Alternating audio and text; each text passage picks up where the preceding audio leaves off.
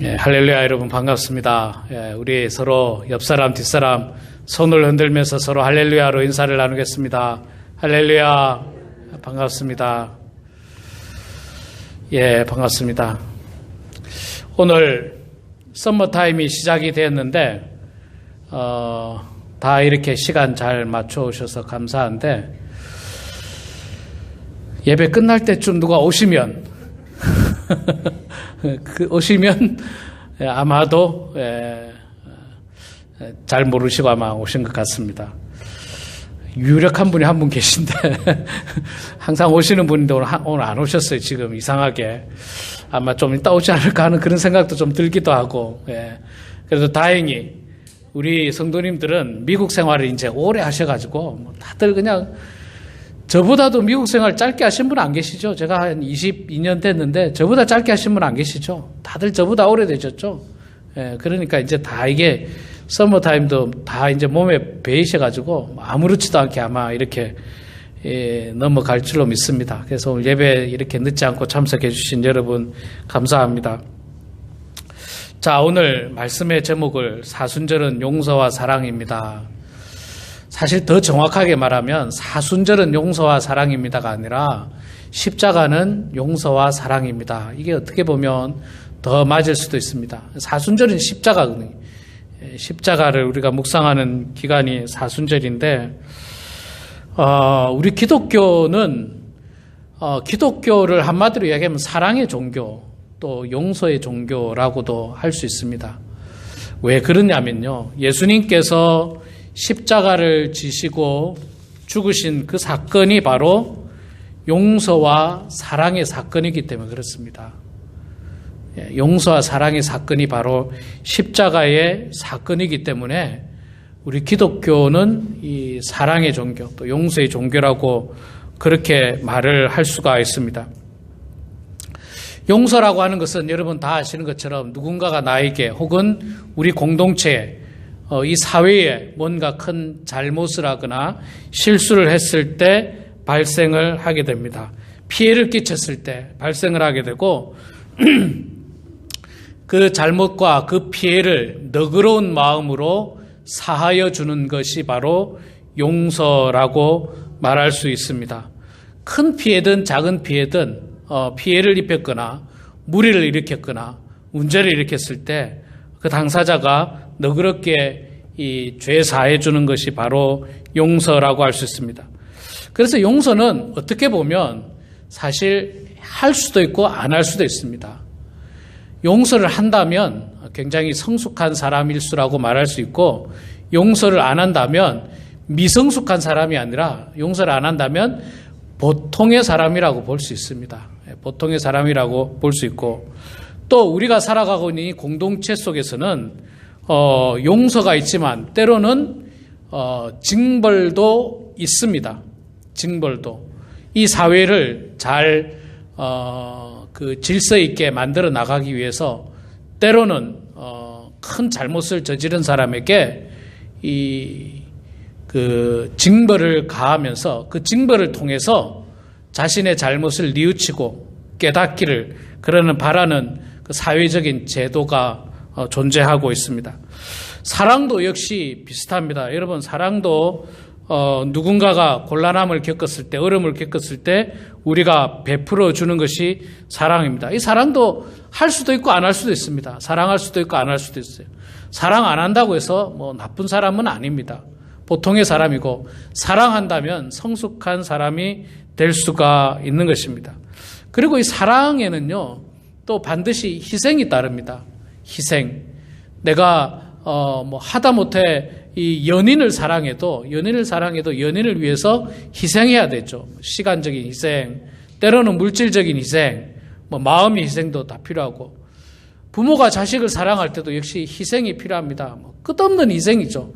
부모가 자식을 사랑함에 있어서는 뭐 그냥 끝없는 희생입니다. 사실은 자녀가 부모를 사랑하는 것도 뭐 어떻게 보면 그 은혜에 대한 보답이라고도 할 수 있지만 또 역시 자녀 입장에서는 또 희생이 따를 수밖에 없습니다. 이웃을 사랑하는 것도 역시 마찬가지입니다. 자, 오늘 우리가 읽었던 본문 말씀은요, 예수님께서 십자가 위에서 하신 말씀이에요. 십자가 위에서 못 박혀 계신 상황에 있었던 이야기입니다. 예수님은 이제 십자가 위에서 있었기 때문에 죽기 직전이죠. 죽기 직전에 예수님께서 하셨던 말씀이 오늘 본문에 나오고 있는데, 여러분 사실 그 죽기 직전에 하는 말이 의미가 더욱더 크지 않습니까? 예수님은 십자가상에서 죽기 직전에 7마디를 하셨다라고 이야기합니다. 성경에 그렇게 기록되어 있습니다. 그걸 우리가 흔히 예수님의 십자가상의 가상 7언이다, 7가지 말씀이다, 그렇게 말씀을 하는데, 그 중에 첫 번째 말씀이 오늘 우리가 읽었던 말씀입니다. 오늘 읽었던 말씀 34절에 이에 예수께서 이르시되 아버지 저들을 사하여 주옵소서, 자기들이 하는 것을 알지 못함이니이다. 이게 이제 예수님께서 십자가상에 죽기 직전에 하셨던 말씀입니다. 마지막에 어떤 말을 남기느냐는 그 사람이 어떤 인생을 살아왔느냐, 그것과 굉장히 비슷합니다. 들리는 전설에 의하면 나폴레옹은 죽기 직전에 자신의 군대에 대해서 이야기를 했다고 합니다.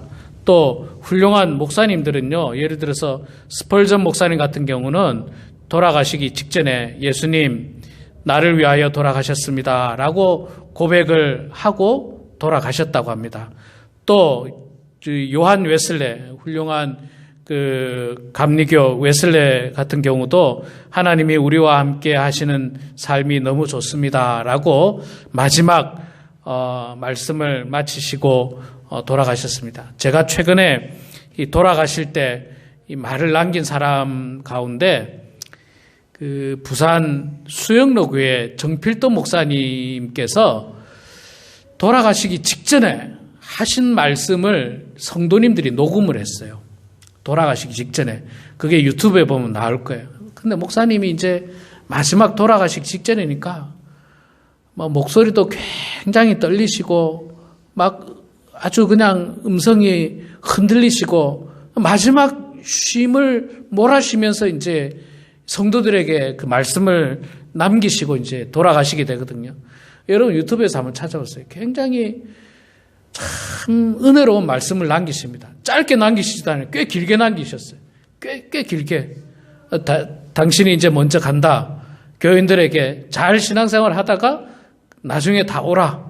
그런 표현의 이제 이야기를 이렇게 남기시는데, 이 사람이 돌아가시기 직전에 남기는 말은 참 그 사람이 어떻게 살아왔느냐를 한 번에 표현한다고 해도 과언이 아닙니다. 그런 의미에서 보면 우리 모두는 이 땅에서 이제 살다가 결국 죽음을 경험하게 될 텐데, 우리도 언젠가는 죽을 때 우리가 무슨 말을 남기고 죽느냐는 참 의미가 있습니다. 저도 목사로서 아까 말씀드린 스펄전 목사님이나 존 웨슬레 목사님처럼, 참 또 정필ton 목사님처럼 은혜로운 말씀을 남기고 이 생을 마감해야 되는데, 그래야 되는데, 만약에 목사인 제가 그런 어떤 은혜로운 말이 아니라 그냥 별로 은혜롭지도 않고 그냥 세상적인 이야기를 남기고 갔다. 얼마나 좀 그렇습니까? 우리 자녀들에게 갈 때 내가 누구에게 돈 받을 게 있는데 받아라. 찾아가서 받아야 된다. 이런 말을 남긴다든지, 목사가 아니면 어디에 땅을 숨겨놨는데 알고 보면 그거 네 땅이다. 예. 아니면 한국 드라마 같은 경우 꼭 보면 그런 거 있잖아요. 출생의 비밀. 얘야, 사실은 네가 내 아들이 아니고 누구의 아들이란다. 이런 어떤 뭐라 해야 됩니까? 세상적인 그런 이야기보다는 우리 그리스도인들은 좀 더 은혜롭게, 이 마지막이기 때문에, 마지막으로 남기는 말이기 때문에 은혜롭게 정말 하나님을 찬양하고, 또 내가 한평생 믿었던 그 하나님에 대해서 사랑하는 자녀들에게 너도 열심히 믿으라. 그런 말을 하고 떠난다면 참 은혜롭고 좋을 것입니다. 자, 그렇게 예수님도 마지막 말을 남기십니다. 예수님은 마지막에 무슨 말을 남겼느냐? 제자들에게, 야, 어디 가면 내가 돈을 좀 숨겨놨는데 챙겨라. 그런 말을 남기시지 않고 오늘 34절에 제가 조금 전에 읽었던 말씀 가운데 하나, 아버지 저들을 사하여 주옵소서, 자기들이 하는 것을 알지 못함이니이다. 자, 예수님께서 왜 이런 말씀을 남기셨는가? 저들을 사하여 달라는 것은 용서해 달라는 거죠. 용서해 달라는 것. 그런데 용서할 수 있는 상황인가, 지금? 그리고 여기서 말하는 저들은 누군가 하면, 여기서 말하는 저들은요, 말 그대로 예수님을 십자가에 못 박는데 결정적인 역할을 한 사람들 모두를 말하고 있습니다. 대표적으로 대제사장, 서기관들, 뭐 이런 사람들은 예수님을 시기하고 예수를 죽이려고 계획하고 실제로 행동으로 옮겼던 사람들이죠. 또 예수님을 조롱하면서 십자가에 못 박는데 이 앞장섰던 빌라도를 비롯하여 그 수하에 있는 로마 군인들, 또 대제사장과 서기관들에게 돈에 매수되어서 예수님에게 은혜를 입었음에도 불구하고 예수님을 십자가에 못 박으라 외쳤던 수많은 군중들, 그들 모두를 이야기합니다. 아버지, 저들의 죄, 저들이 바로 그들을 이야기하는 겁니다. 그들의 죄를 용서하여 주시옵소서. 그들이 뭘 했기 때문에 용서를 해달라고 합니까? 뭐 그들이 다 아는 것처럼 죄 없는 예수님을 잡아다가 온갖 고초를 겪게 하셨죠. 우리가 잘 아는 것처럼 채찍으로 예수님을 때리고, 이게 뭐 채찍이 그냥 뭐 회초리 정도의 채찍이 아닙니다. 너무나도 무서운 채찍이에요. 한 번 맞으면 살점이 떨어져 나가는 무서운 채찍을 예수님은 맞으시고, 또 온갖 조롱을 하면서 네가 유대인의 왕이냐, 그러면 왕관이 필요하지 않겠느냐 라며 가시 면류관, 가시로 만든 왕관을 만들어서 그 머리에 깊숙이 찔러버렸습니다. 온몸, 온 얼굴에 머리에서부터 가시가 찌른 피가 온 얼굴을 타고 흘러내리고 몸 깊이까지 흘러내리는 상황이 피범벅이 됐습니다. 그리고 정말로 무서운, 양손에 십자가를 걸기 위하여 못으로 손을 받고 다리에도 못을 쳐서 다리뼈를 관통하며 십자가에 박기 위해서 예수님을 나무에 매달아서 그분을 올리셨습니다. 아무 죄도 없는 그분을, 죄가 없을 뿐만 아니라 예수님을 십자가에 못 박으라고 했던 수많은 군중들은 예수님에게 은혜를 입었던 사람들입니다.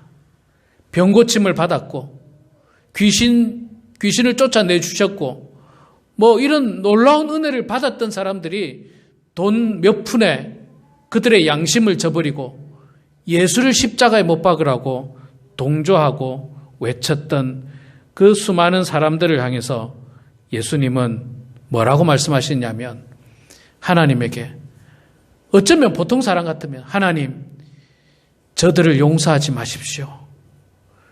저들을 징벌하여 주셔서, 엄벌하여 주셔서 지금 당장 천군 천사를 보내셔서 저들을 다 모조리 진멸시켜 주시옵소서라고 말하는 것이 어떻게 보면 굉장히 일반적인 사람들의 생각일 수 있습니다. 그렇게 배은망덕하기 때문에, 그렇게 야비했기 때문에, 그렇게 나쁜 사람들이었기 때문에 그렇게 해도 전혀 문제가 되지 않습니다. 어떻게 보면 지금 이 사회는 그렇게 합니다. 죄 지은 사람의 죄값을 받도록 하죠. 지금 이 사회는. 그게 일반적인 모습입니다. 그걸 또 틀렸다고 말할 수도 없어요. 일반적인 모습이니까. 그렇지 않으면 이 사회가 돌아가지 않습니다. 사람을 죽인 사람을 그저 아무런 어떤 장치 없이, 징벌 없이 가만 놔두면 사회는 끝없이 무질서와 혼란으로 가게 될 것입니다. 그래서 이 사회를 지키기 위해서 이 땅에서는 제재를 가합니다.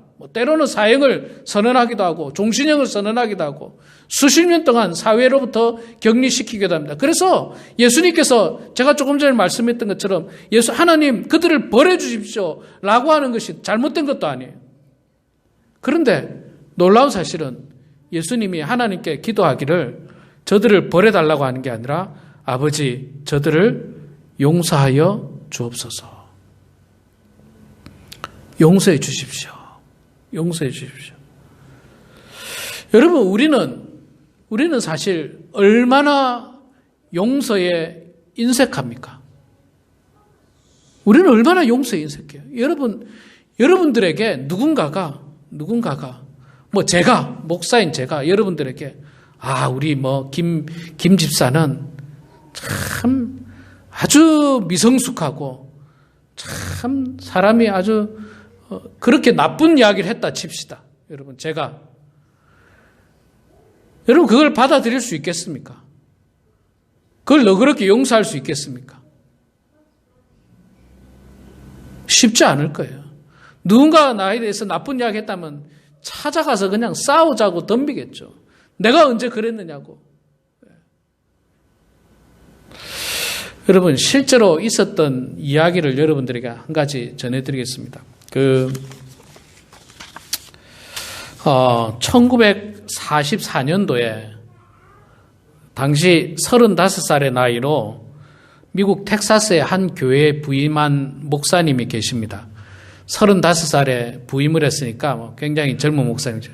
그런데 이 젊은 목사님이 나이가 젊다 보니까 아주 특별한 취미를 가지고 있었어요. 그 취미가 뭐냐면 헌팅하는 취미입니다. 사냥하는 취미, 사냥. 총으로 동물을 잡는 그런, 텍사스에는요, 여러분, 제가 가보지는 않았습니다만 많이 들었는데, 텍사스에는 헌팅이 굉장히 굉장히 활발합니다. 동물을 잡는, 멧돼지라든지 다양한 동물을 잡는 그게 굉장히 발전된 이 도시가, 지역이 텍사스 지역이에요. 그래서 그 목사님이 총을 들고 토요일마다 사냥을 즐겼답니다. 사냥을 즐겼대요. 어느 날도 이제 토요일 날 가서 사냥을 즐기고 있는데 딱 멀리서 보니까 노루 한 마리가 딱 보이는 거예요. 그래서 딱 조준을 하고 빵 쏘았습니다. 딱 꼬꾸라지길래 잡았다 생각하고 가서 보니까 노루가 아니었어요. 사람이었어요. 그 사람이 그 자리에서 즉사했습니다. 목사가, 이거 여러분 진짜로 있었던 일입니다. 목사가 35살밖에 안 된 그 젊은 목사가 너무 충격을 받고 너무 양심의 가책을 느껴서 돌아와서 교회에다가 이야기를 했답니다. 당연히 사법 절차를 밟았고요. 사법 절차를 밟았는데 사법적인 거는 아마 그 사람이 들어가서는 안 되는 곳을 들어간 것 같아요. 그 사람에게도 좀 문제가 있었던 것 같아요. 들어가서는 안 되는 곳에 들어가게. 어쨌든 그런 어떤 재판의 과정을 다 겪었을 뿐만 아니라 설령 그게 무죄가 된다 하더라도 목사로서 얼마나 부끄럽습니까? 여러분, 그런 목사 용서할 수 있겠습니까? 토요일 날, 주일 바로 전날 토요일 날, 그 목사가 동물을 죽이는 일에 그걸 취미를 삼아가지고 그걸 간다는 것 자체도 문제인데, 그런데 거기서 결정적으로 사람을 죽였으니 숨기지 아니하고 교회에다 이야기하고 사임을 했습니다. 사임을 했는데 그 교회에서 놀라운 일이 일어났어요. 사임을 하는 그 목사에게, 저 목사 우리 교회에서 이렇게 파이어를 시키면 어디 가서 목사 생활 하겠느냐? 저 인생이 끝나버릴 것 같은데, 불쌍하니까 우리가 한번 거둬줘 보자. 자신의 잘못을 뉘우치고, 그러니까 한번 용서해 보자. 라고 해서 그 목사님을 용서하고 그대로 담임 목사로 사역을 하게 했답니다. 그 후에 그 목사님은 그 목회 인생이 어떻게 바뀌었느냐면, 그 목회 인생의 주제가 용서였어요. 그 목회 인생의 주제가 용서였어요. 그분이 44년도에 그 사건을 겪고 2002년까지인가 2000년까지 목회를 하셨어요. 거의 60년 가까이 목회를 하셨는데, 그분이 어느 교회 목사님이냐면 텍사스 First Baptist Dallas Church입니다. 그러니까 달라스 제일교회, 제일침례교회, 달라스 제일침례교회. 지금도 엄청나게 큰 교회로 있죠. 지금도 텍사스에서 손가락 안에 들 만큼 가장 큰 교회로 있는데, 그렇게 큰 교회로 성장시킨 목사님이 아까 말한 크리스 웰 목사님입니다. 크리스웰 목사님.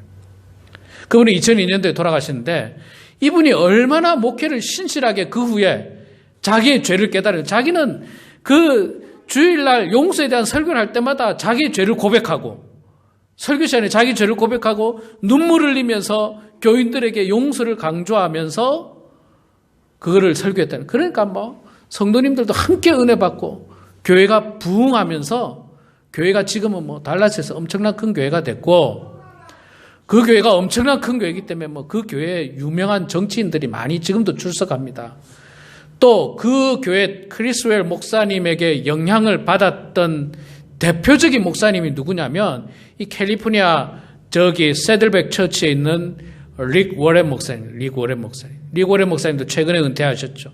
릭 워렌 목사님이 그 크리스웰 목사님에게 은혜를 받고 감동을 받아가지고 그분이 목회자로서 거듭나게 되고 삶이 바뀌면서 목회를 은혜롭게 하기 시작한 목사님이 릭 워렌 목사님이고 저 세들백 처치 목사님이고 지금 여러분 아시다시피 남가주의 세들백 처치는 어마어마한 큰 교회고 뭐 전 세계 뭐 35만 명의 목회자들에게 세미나를 하고 뭐 한국에서 막 옛날에 생각나십니까 여러분? 뭐 15, 20년 전에 한국에서 막 목사님들이 비행기 타고 와가지고 그 교회 가서 했던 그런 교회가 세들백 처치인데 그 목사님도 앞서 말씀드린 크리스웰 목사님에게 은혜를 받고 이 감동을 받고 목회를 했던 훌륭한 목사님입니다.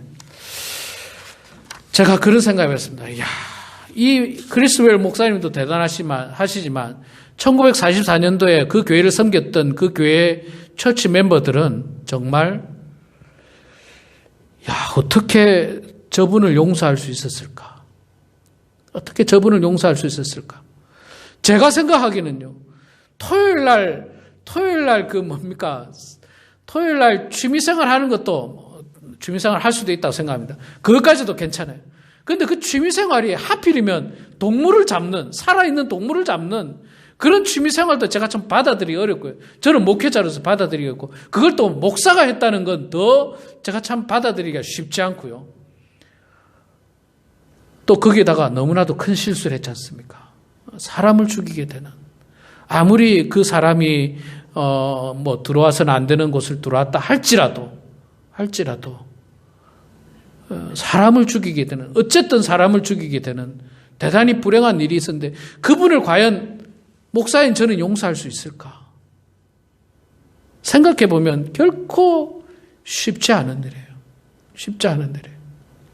우리는 말 한마디 가지고도 용서하기 어려운데 이 달라스 침례교회 성도님들은 그런 목사님을 용서해 줬더니 그 목사님이 그 다음부터 정말 위대한 목사님으로 거듭나기 시작하는 거예요.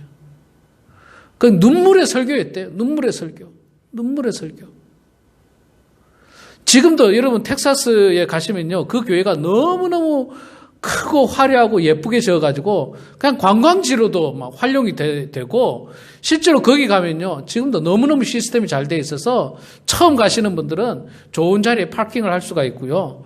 뭐 외국인이 와도 참 그냥 한국말을 할 수 있는 사람을 안내를 붙여줍니다. 한국말 할 수 있는 안내를 붙여주고 예를 들어서 다른 어떤 일본말 하는 사람이 왔으면 일본말 하는 사람 안내를 붙여주고 그래서 새신자를 대한다고 제가 최근에 그런 거를 보게 됐는데 이 용서를 통해서 한 영혼을 구원했을 뿐만 아니라 이 용서를 통해서 그 목사님이 거듭남으로 말미암아서 교회가 변화되고 정말 수많은 영혼들에게 복음을 증가하는 교회가 됐고 수많은 영혼들이 거듭날 수 있는 계기를 만들어줬고 수많은 영혼들이 정말 예수 그리스도의 사랑을 깨닫게 했고 예수 그리스도의 용서를 깨닫게 되었던 것입니다.